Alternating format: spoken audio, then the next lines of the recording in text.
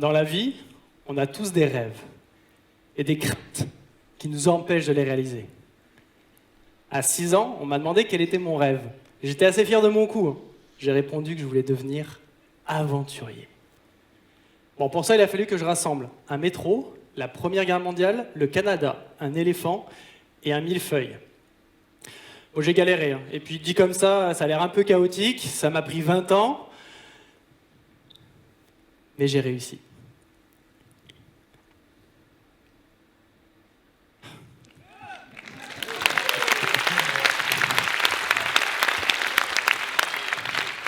Alors, comme j'ai déjà trinqué à votre place, ce que je vous propose, c'est de vous donner ma méthode. Et les clés que j'ai trouvées, parce que oui, mon rêve, je l'ai réalisé. Le plus dur, c'est de se lancer. On a souvent peur des risques quand on décide d'entreprendre quelque chose qui nous tient à cœur. On peut rêver d'être soi et de simplement vouloir s'habiller avec cette fringue un peu extravagante sur laquelle on a flashé, mais vous n'osez pas la porter au boulot, parce que qu'est-ce que les collègues vont penser ? Et puis, on peut avoir peur d'investir dans cette maison à deux. Il y a peut-être des malfaçons. Et si cette fille qui me plaît tant, elle me dit non ? Vous voyez, un rêve, ça tombe pas comme ça. Il faut aller le chercher. Je vais reprendre le déroulé de ma vie, et vous allez comprendre comment je me suis lancé. Ma peur, à moi, c'était de ne pas avoir le temps de vivre mon rêve. Et puis, vous savez, c'était 3 fois rien. Explorer le monde, rencontrer des peuples vivant sans technologie moderne, vivre loin de tout confort et survivre dans des milieux hostiles. Un rêve classique, quoi, en plus. Du coup, j'ai mis toute ma petite énergie pour réussir. Et puis très vite, on m'a envoyé des « Pourquoi tu veux faire ça ?» Comme si j'étais pas normal. Du coup, pour me protéger, j'ai commencé à donner des réponses banales qui minimisaient un peu le côté hors norme de mon rêve. Et j'ai empilé tellement de réponses bidons, comme autant de couches sur un millefeuille, que j'ai fini par en oublier qu'à la base, mon rêve, il était fou. J'ai 15 ans quand je me rends compte que j'ai perdu l'âme de mon rêve. Je décide qu'à partir de maintenant, j'en veux plus de ces couches qui s'empilent dessus et qui l'étouffent. Je les vire toutes. Tant pis, j'assume. À tout, c'est pourquoi la réponse que je donne, c'est celle qui est à la base du millefeuille. Moi. Je veux devenir aventurier parce que je suis comme ça. Et c'est ce qui me fait que je veux me sentir bien avec moi-même.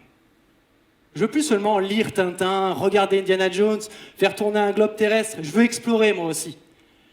Parce que c'est ce qui me fait vibrer, qui fait que je vis, tout simplement. Je suis au clair dans ma tête avec mon rêve, gonflé à bloc. Puis c'est généralement là qu'apparaissent les autres. Vous savez, ceux qui vous projettent leur peur sur vous. Voilà, c'est dangereux ça. Ah, t'es sûr, c'est ton truc ça, mec ?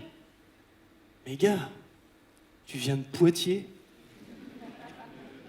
À l'époque, je suis un peu jeune et je les écoute.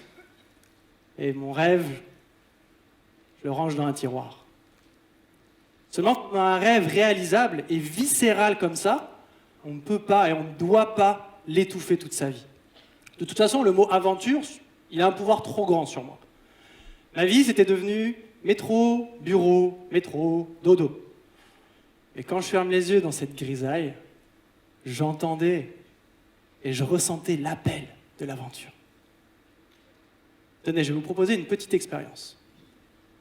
Si vous fermez les yeux, je peux vous montrer ce qui se passe dans ma tête et je vous emmène avec moi. Fermez les yeux, allez-y. Fermez les yeux. Et imaginez que vous êtes dans une jungle, dense, verte. Un mur végétal vous masque la vue. Des lianes barrent le passage. Des feuilles de bananier larges, découpées, font comme un toit au-dessus de vos têtes. Il fait chaud, moite. Il a plu ce matin et une odeur d'humus monte du sol et vous enveloppe. Autour, quelques bruits d'animaux et votre machette qui fend l'air. Schlaf, schlaf, schlaf. On avance dans cette jungle, on se fraye un chemin, schlaf. Et on entend ce murmure, ce mot, lentement, aventure, aventure. Prenez le temps d'écouter chaque syllabe.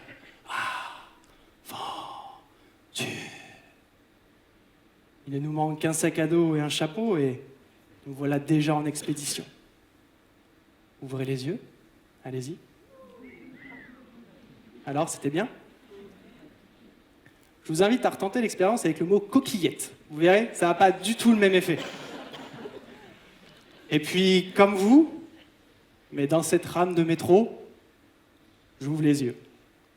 Et là, pas de sac, pas de chapeau, et tout le monde qui tire la tronche. Je vois l'écart énorme entre mon rêve et cette réalité. Ça a été mon déclic. J'ai réalisé que je ne ressemble pas à qui je veux être, c'est pas la vie que je veux, et je suis en train de perdre mon temps pour devenir moi. Je décide d'avancer. Et les autres ? Voilà mon premier conseil. La première clé pour me rapprocher du rêve. Écoutez-vous.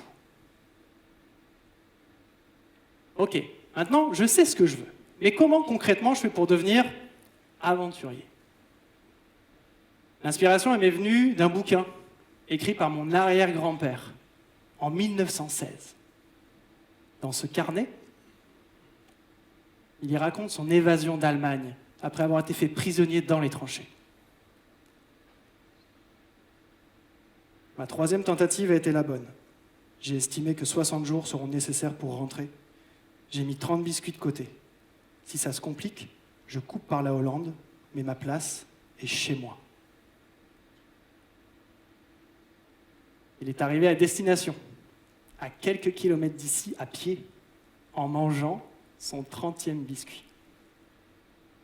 On peut y voir un beau récit. Moi, j'ai vu plus que ça. J'ai vu un guide pour triompher des difficultés. Il avait prévu ce qui pouvait l'être, sa bouffe, anticipé les difficultés et même des alternatives. Voilà un deuxième conseil. L'aventure, ça se prépare. Une deuxième clé, les rêves, ça se prépare. Alors bien sûr, il y a toujours une part d'imprévu, et heureusement, on ne peut pas tout aseptiser, mais l'idée, c'est tout prévoir pour anticiper l'imprévisible. Je plaque donc bureau et grisaille parisienne pour aller me préparer à explorer le monde. Je pars au Canada, suivre une formation de guide d'aventure. Bon, alors dit comme ça fait un peu pâtissier-magicien comme nom de métier, je vous l'accorde. Vous comprenez bien, je ne pouvais pas résister. Là-bas, j'apprends tout ce que je dois apprendre pour me débrouiller en pleine nature. De la survie au kayak de mer, en passant par le sauvetage en avalanche, la conception d'un igloo et même le temps de gestation de la baleine à bosse. Pour couronner le tout, je repars avec l'accent québécois et leurs expressions. Le package complet. 11 mois. Alors, s'il y en a qui se demandent, le temps de gestation de la baleine à bosse, c'est 11 mois. J'ai pris confiance en moi et je me lance. Je suis au Yukon. Et là, maintenant, je vis mon rêve d'aventure. Parce que, comme je sais analyser le comportement de ce grizzly, et que je sais comment m'en approcher, et bien là, en me tenant à 20 mètres de lui, pendant qu'il s'empiffre de saumon, je commence ma vie d'aventurier. J'y suis.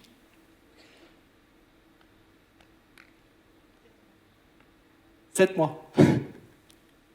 Temps de gestation du grizzly, c'est 7 mois. Plus sérieusement, je vive ma vie d'aventurier parce que je prépare mes expéditions et fondamental. La peur d'échouer, véhiculée par les autres, elle ne me freine plus. Je m'écoute. J'ai accepté qu'il y a un risque. Ça me permet d'élever mon niveau d'attention. La peur d'échouer détruit beaucoup plus de rêves que l'échec lui-même. Ce que je vous raconte là, c'est valable pour tous les rêves. Parce qu'il y aura toujours des risques et toujours des raisons de ne pas se lancer. Vous allez passer un entretien d'embauche. C'est une aventure qui se prépare. Vous voulez acheter cette maison ? C'est une aventure qui se prépare. Vous voulez devenir chanteur ? C'est un rêve qui se prépare. Accepter qu'il y a un risque, c'est ce qui m'a permis de me libérer, de me lancer et de recommencer. J'ai exploré la jungle maya.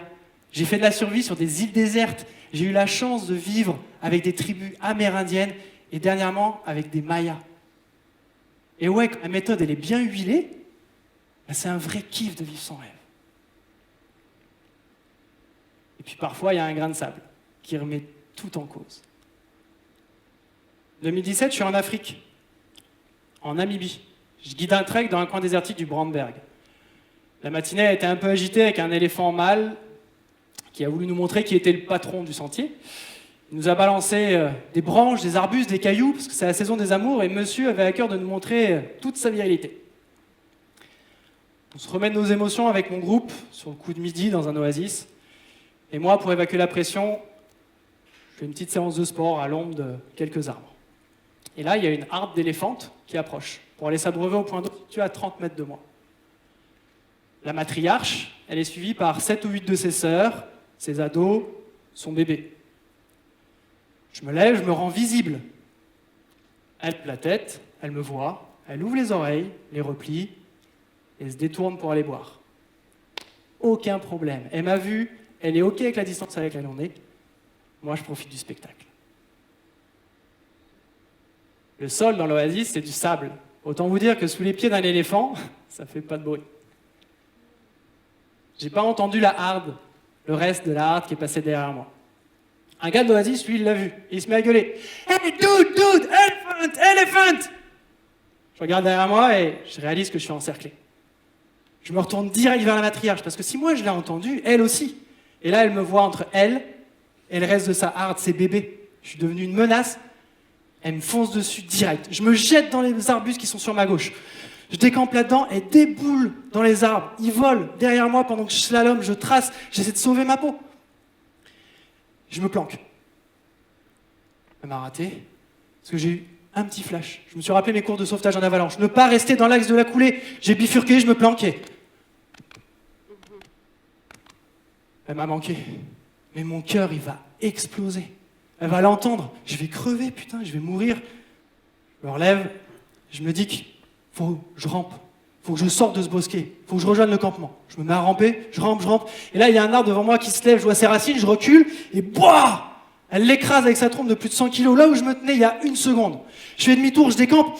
Elle m'a senti. Pendant que je cours, je m'asperge de terre, de poussière pour masquer mon odeur, et je me planque encore. Et je rigole nerveusement parce qu'en fait, je pense au ridicule de la situation quand on va appeler ma mère. On va lui dire que je suis mort dans le désert, en short de bain vert fluo. Je lève la tête et elle a l'air de s'éloigner un peu. Je savais, je t'ai eu. Je me remets à ramper pour sortir, mais ce que je n'avais pas prévu, c'est que le reste de la harde, elle a encerclé la zone. Au moment où je sors la tête du bosquet, un barrissement me dénonce et la matriarche, elle me refonce dessus. Je repars en courant comme je peux. Et là, je me dis que c'est pas normal qu'elle dépense autant d'énergie. C'est pas logique. Si je rentre en mode combattant, parce que je suis entraîné, je peux tenir la distance, je peux jouer la montre, elle va fatiguer, elle va arrêter. Alors je cours, je rampe, je me planque, je repars en courant. Les minutes, c'est une éternité. Et là, bam, bam! 2 coups de feu, des barrissements, le bruit qui s'éloigne. Je sors de là en courant, elle se retourne vers moi, mais c'est fini. Le gars qui a gueulé, il est allé chercher les Rangers. Moi, un réflexe bizarre, je suis allé récupérer mon tapis de sol, mon téléphone, et j'ai pris une photo d'elle. Ils ont mis plus de 20 minutes à arriver. Ça a duré 20 minutes avant qu'ils puissent tirer 2 coups de feu en l'air pour disperser la harde. Moi, j'ai rien à part des éraflures, de la terre partout. Mon short est déchiré. Et j'ai la peur de ma vie. On peut y voir une petite histoire aussi, une belle histoire comme celle de mon arrière-grand-père avec cette matriarche là qui aurait pu mettre fin à ma vie. Elle aurait aussi pu éteindre mon envie de vivre cette vie d'aventure. Au lieu de tout abandonner, moi j'ai décidé d'y trouver les clés à rajouter dans mon petit guide pour m'en sortir, même si tout foire et qu'il y a du gros grain de sable entre moi et mon rêve. Paniquer servait à rien, je suis resté lucide, j'ai utilisé ce que je savais. J'ai su utiliser ces petits éclairs de lucidité qui m'ont sauvé la vie, tout comme vous saurez le faire quand vous serez confronté à une difficulté qui se dresse entre vous et votre rêve. Puis parfois, il y a une main tendue aussi qui arrive. Mais il ne faut pas se tromper. Toutes vos ressources, elles sont déjà là, en vous. Ce seront mes 2 derniers conseils. Les 2 dernières clés pour vous rapprocher de vos rêves.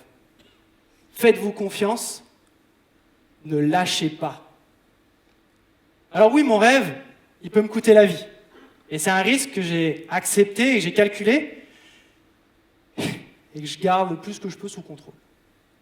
Ce qui est drôle, c'est que ça fait 5 fois que je passe assez près de la mort. Mais aujourd'hui, on sait que c'est mon truc, cette vie d'aventure, c'est ce qui me rend heureux.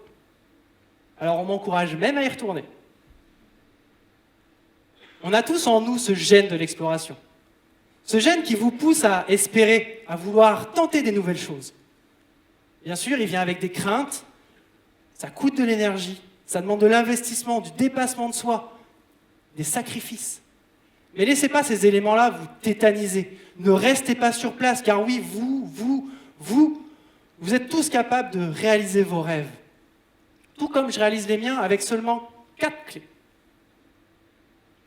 Écoutez-vous, préparez-vous. Et quand ça deviendra difficile, faites-vous confiance. Ne lâchez pas. Ces clés rassemblées, elles déclencheront le changement. Et je peux vous garantir que oui, vivre son rêve, c'est un vrai kiff. Mon cœur, il palpite, je reçois un flux continu d'émotions, de la joie, de la peur, de l'émerveillement, mais je me sens positivement vivant et surtout en cohérence avec moi-même. Tout l'inverse de ce gars que j'étais enfermé dans son métro il y a quelques années. Et vous? C'est quoi cette promesse que vous êtes faite? Repensez-y, s'il vous plaît. Repensez à ce qui vous fait vibrer. C'est quoi vos envies? C'est quoi votre rêve? Ça vous saute peut-être pas aux yeux tout de suite, mais prenez le temps d'y réfléchir, s'il vous plaît. Et passez à l'action. Aujourd'hui, je tiens la promesse que je me suis faite quand j'avais 6 ans en lisant Tintin. Quand je serai grand, je serai aventurier. Il tient qu'à vous de vivre votre aventure. Portez-la cette fringue qui vous ressemble. Achetez-la cette maison. Allez vivre au bout du monde. Passez-le ce casting de chant. Déclarez-lui votre flamme. Parce que oui, toi, vous pouvez dès maintenant partir à la conquête de vos rêves. Ah oui, mais ça, vous le saviez. Pour nous. C'est 9 mois. Merci.